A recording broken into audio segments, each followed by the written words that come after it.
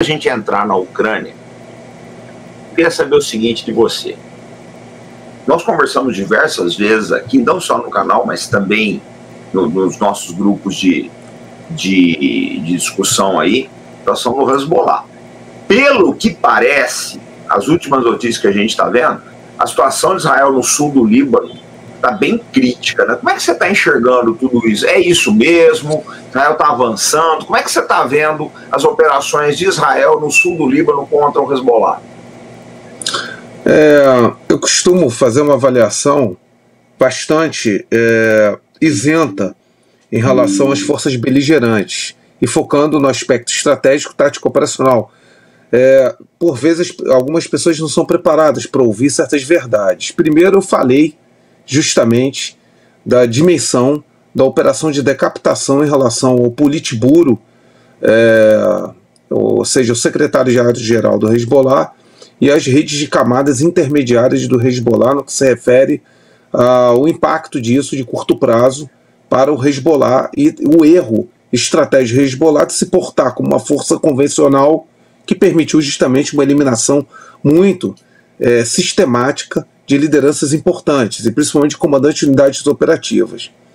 Porém, fizemos uma advertência: Israel aderir ao combate próximo, em proximidade, numa incursão no sul do Líbano, e, consequentemente, perdendo essa superioridade tática e que estava se transformando numa superioridade estratégica com as operações de decapitação. O que acontece?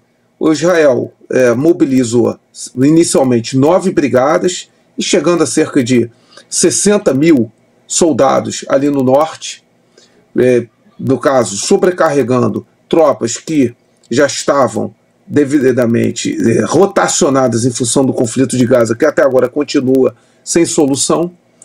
Começaram com incursões pontuais, operações de fatiamento em algumas aldeias fronteiriças, e advertimos: o terreno é desfavorável para combate em proximidade. São muitas escarpas, diversas colinas, uma área montanhosa e muito arborizada, a qual o Hezbollah tem uma rede de complexidade de túneis, de armazenamento e de esconderijos muito ou tão mais complexo do que o Hamas e as facções palestinas em Gaza. E, consequentemente, para nossa estranheza, apostaram e fizeram essa incursão sem prover, né, uma condições de, primeiro, operações de reconhecimento em vigor. Eu estranhei, não fizeram operações de reconhecimento em vigor adequadas para sondar no terreno. E segundo, não fizeram, Israel, nessa incursão, adequados métodos de condução COIN. Já falamos isso na nossa comunidade diversas vezes, Farinazo. As FDIs não adotam no combate terrestre operações COIN, de contra-insurgência. Consequentemente, vão utilizando o padrão incursão com tanques, normalmente os tanques, né, apoiando os soldados de infantaria, que no caso, né, vão fazendo a progressão no terreno como se fosse uma operação policial, ou seja, fazer, né, uma devida sincronia, e acaba tendo muitas escaramuças e baixas em combate próximo, com os comandos táticos móveis do Hezbollah, que empregam muito o quê? Minas antipessoal, IEDs, dispositivos explosivos improvisados, e ATGMs, dentre as quais eu falo. Os principais ATGMs utilizados pelo Hezbollah são as variantes próprias iranianas e também produzida por eles, do Kornet. E o Kornet hoje é o melhor ATGM do planeta. Não tem ideologia aqui. É provado por evidências objetivas que é o sistema mais prático e com melhor capacidade operativa e de sobrevivência no terreno,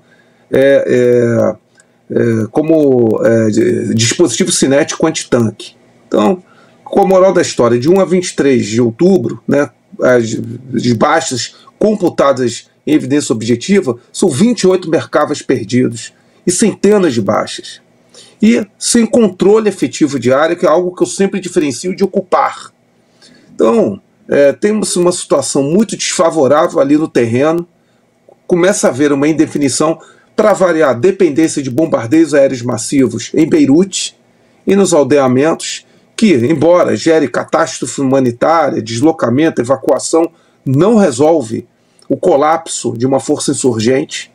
O Hezbollah parece que se adequou justamente a moldar o seu combate a uma força insurgente, como eu já expliquei, e não procurando ter uma abordagem convencional.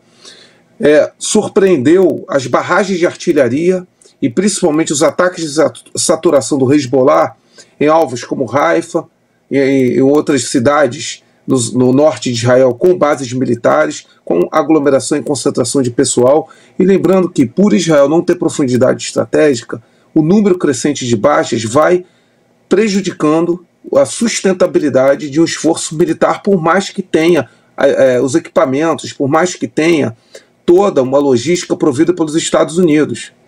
Então, cada baixa que Israel sofre sobrecarrega o sistema de saúde, sobrecarrega também a rotação de pessoal e as mobilizações necessárias para o seu esforço militar em 5 frentes. Isso é muito ruim. Depender só da força aérea, e principalmente em estratégias COIN, não é suficiente. Aí vai falar, mas a superioridade tecnológica. Em abordagem de guerra simétrica, a superioridade tecnológica ela é um elemento, é um componente que é nivelado, de acordo com o método de condução de guerra adotada. Isso aí é doutrinário, é só estudar. Então, aqueles que querem ter hypes, impulsos sobre a superioridade tecnológica em guerras COIN, me desculpe, tem que ter a humildade de verificar que a superioridade tecnológica não é o elemento dissuasor e predominante para derrotar uma insurgência. Vide os teatros de guerra do Afeganistão contra o Talibã e também no Iraque em relação aos diferentes grupos insurgentes sunitas.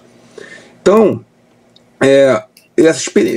me estranha, Farinazo, as FDIs que foram tão eficientes nos combates de contra-insurgência, contra a OLP, contra a Fatah nos anos 70, 80, terem perdido essa doutrina COIN. Eu já fiz várias críticas, e, independentemente de méritos ideológicos, era uma força eficaz no combate de contra-insurgência. Isso surpreendeu, porque as abordagens estão antidoutrinárias. E não sou eu só que estou falando. Pega o Jerusalem Post, pega o Times of Israel e Haaretz, as críticas severas às FDIs que vêm destes veículos israelenses. Quantas análises nós compartilhamos do Times of Israel críticas em relação aos problemas das FDI no terreno, do Haaretz. Então, ou seja, nós estamos pegando fontes israelenses, né? Então, porque por incrível que pareça, essas mídias israelenses não são como a mídia ucraniana ou como parcela da mídia ocidental mainstream. Eles não fazem hypes de sucessos fantasiosos das FDIs, não. Falando porque eu acompanho. É uma imprensa que faz um forte accountability em relação às FDIs. Eu preciso aqui destacar e ser justo.